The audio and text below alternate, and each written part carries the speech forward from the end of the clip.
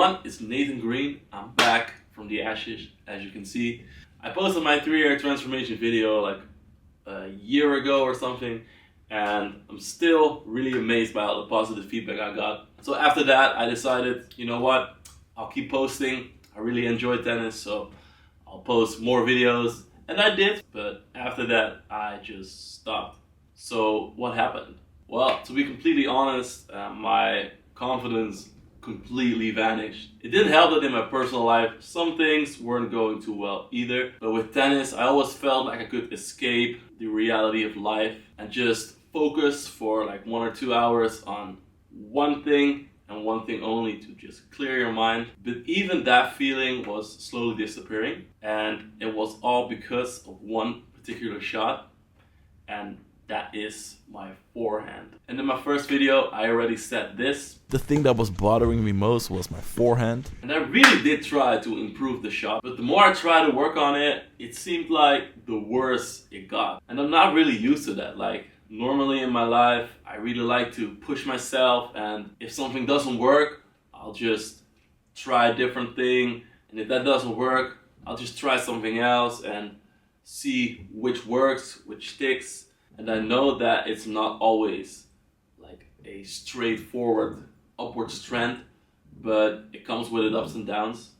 But still, like over a long period of time, it still needs to be an upward trend. But last year, I felt like it was in a downward spiral. Like I had some moments where it went a little better, but after a couple days, it even got worse than I started with.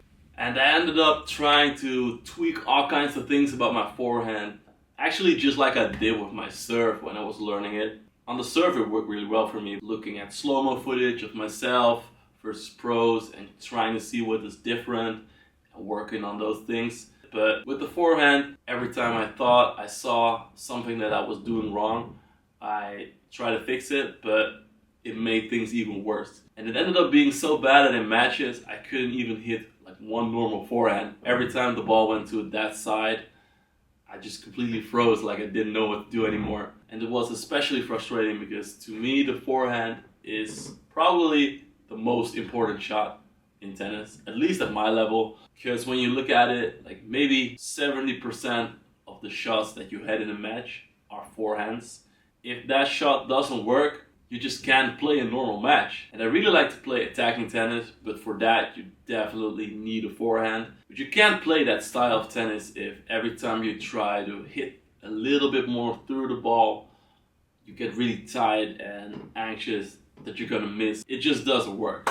But in the last couple of months, it actually got better. I don't want to jinx it too much because I've done that before, but it's been a couple months now and my level has only gone up. And I really have to thank one person in particular for helping me with my forehand.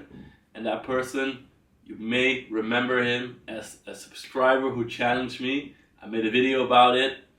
He beat me really badly in that session, but his name is Brian, and he's actually working on becoming a professional tennis coach. And after the first session, we texted a little bit back and forth. I told him about my problem, and he wanted to come down and try to help me out. So he did, and we had a 2-hour session, and in that time, it completely opened my eyes. Like, he told me some stuff, and I don't know why, but it just clicked for me. Like all of a sudden I could hit normal forehands again. But it was so cool that I decided, you know what, I'm gonna start my YouTube channel again, and I'll show you this video. Hopefully in 2024 I'll be posting a lot more because I just really like tennis. So I want to keep posting, I want to keep playing. So without further ado, let's show you the footage of that session. I hope to see you all again here. Peace out. But first, let me show you what my forehand looked like in 2023 before I had the session with Brian.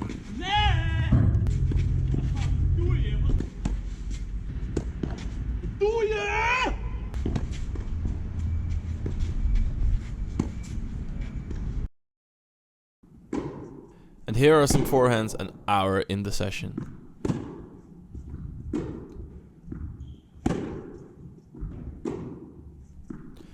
As you can see, it looks a lot better. I can actually hit it properly without it shooting off into the distance and actually keeping it in court. That was actually the biggest problem. It was always the ball going very long whenever I tried to hit with a little bit more power. And because of that, I was super anxious to hit the ball in a match.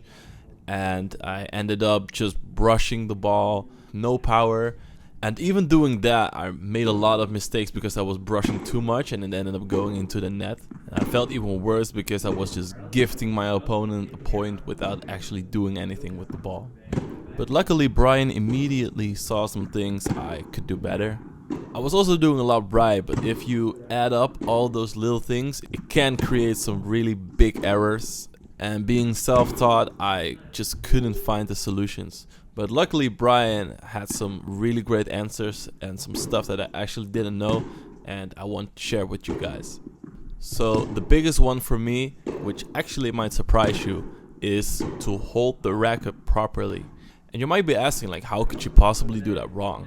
But because I was watching so many tutorials on YouTube about having to have a loose wrist, a loose grip to get the maximum whip, it led to me holding the racket so loosely that it wasn't stable anymore. It felt like the ball was controlling me instead of me controlling the ball. And when I was holding it loosely, the ball flew away so much more than I expected.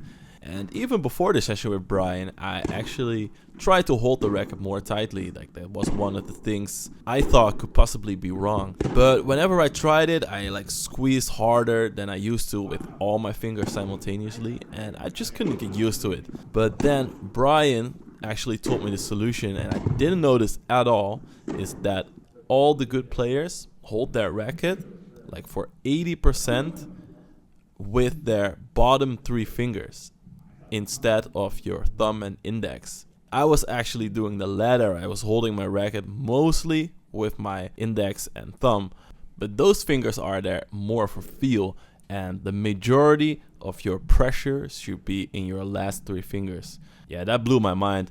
And Brian actually had me try to hold my racket with just my last 3 fingers, not even my index and thumb. And the first time I tried that, it was so incredibly weird. I couldn't get used to it. But after a little bit, I got the hang of it, as you can see in the video. And still to this day, when I play a match and it gets a little bit more tight, you get a little bit more nervous, I fall back into my old habits and let my last 3 fingers get a little bit more loose. And immediately, the symptoms that I was having go back. So I really have to make it unconscious that it feels like the normal way of hitting for me, which probably will take some more time, but I'm sticking to it. I know it works and I will be able to do it unconsciously. And the second thing we talked about hasn't actually anything to do with my forehand directly, but it has to do with me not being lazy and being lazy in my footwork specifically. Because every time when the play gets slower and I have more time, I actually make my footwork slower as well, which isn't good. You still have to be really quick on your feet. And it's not like I can't physically do it. I mean, I'm very fit. I can sprint really fast. But I don't know, I just get lazy whenever the play gets slower. And that actually happens a lot when you play lower level players. I mean, they're not actually lower level than you, but maybe they can't hit as hard, but you're actually so used to just hitting hard that whenever someone hits really slow at you, your rhythm gets really bad. And I really have to fix that with my footwork, not being lazy, making enough room for myself to hit a proper forehand. Which takes me to the next point, which is having a proper contact point. And Brian said I should hit my forehand a little bit more to the side of me, having a little bit more space between my elbow and my body. That's actually also a little bit counterintuitive to me, watching a lot of tutorials, being self-taught, because they really teach you to hit the ball in front of you, but it's actually both. It's a little bit to the front and also to the side. And here you can see 2 examples.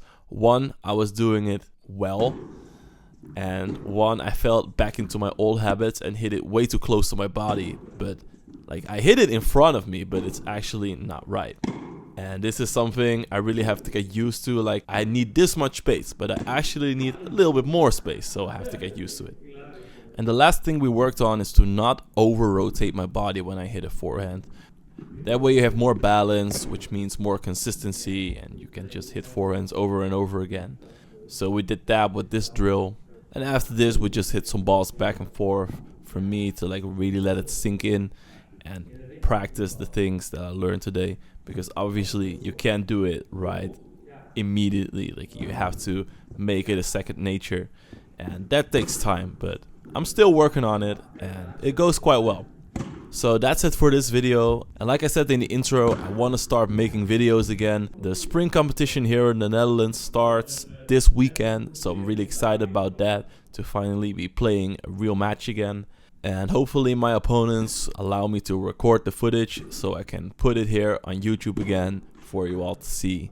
And if you guys are interested in the matches that I played in 2023, which I actually didn't upload because I really didn't feel like it, but if you still want to see those, let me know and I can still upload them, even though it hurts me a little bit to see me playing so badly. And I can't expect for myself to play tennis at a really, really high level after just 3-4 years, because that's just impossible. So I have to take it easy on myself and yeah, keep the fun. That's the most important thing. I'll end this video with me and Brian playing some points. Let's see if I can grab a game after he beat me 6-0, 6-0 in the last time we played. Hope you guys enjoy, and I hope to see you next time in my next video. Peace out.